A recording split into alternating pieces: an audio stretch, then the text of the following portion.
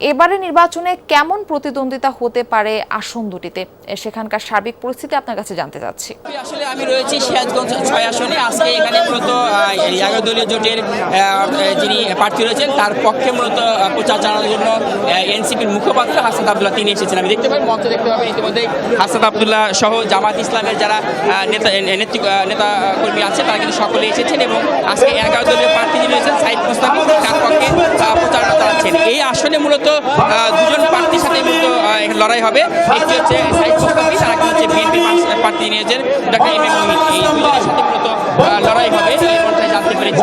আপনার কাছ থেকে মূলত আপনি দেখতে পারবেন যে হাসান আব্দুল্লাহ আসার পরেই কিন্তু আসলে পুরো মাঠ জুড়ে কিন্তু আসলে দর্শকের এখানকার যারা ভোটাররা রয়েছেন, যারা প্রার্থীর সমর্থকরা রয়েছেন তারা কিন্তু আসলে সকলেই কিন্তু এসে আমি চেষ্টা করি আপনাদেরকে দেখানোর চেষ্টা করি প্রিয় দর্শক। আপনি দেখতে পারবেন যে আসলে মাঠ জুড়ে কিন্তু আসলে নেতাকর্মী এবং ভোটার এবং সমর্থকদের কিন্তু আনাগোনায় ভরে গেছে। অর্থাৎ আজকে কিন্তু তাদের নির্বাচনী প্রচারণার যে সভাটি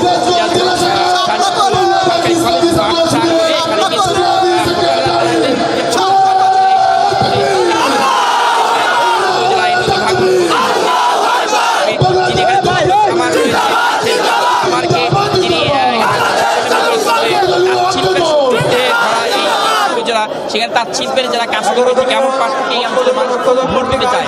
ঠিক আছে, কিন্তু হাসান আব্দুল্লাহ তিনি কিন্তু এখানে এসে যে কথাটি বলেছেন যে এলাকার উন্নয়নের জন্য মূলত সাইদ মুস্তাফিজ কাজ করবে এবং সাইদ মুস্তাফিজকে ভোট দেওয়ার জন্য তারা কিন্তু আহ্বান জানিয়েছেন।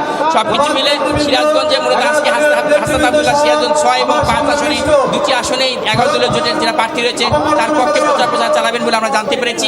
ইতিমধ্যেই কিন্তু সিরাজগঞ্জে ডিটারজেন্ট বাদ দিন, ফ্লোর মুছতে লাইজল নিন। লাইজল ডিটারজেন্ট থেকে 10 গুণ বেশি পরিষ্কার করে চিটচিটে ভাব দূর করে। ঘর হয় কমপ্লিট ক্লিন। Lysol clean.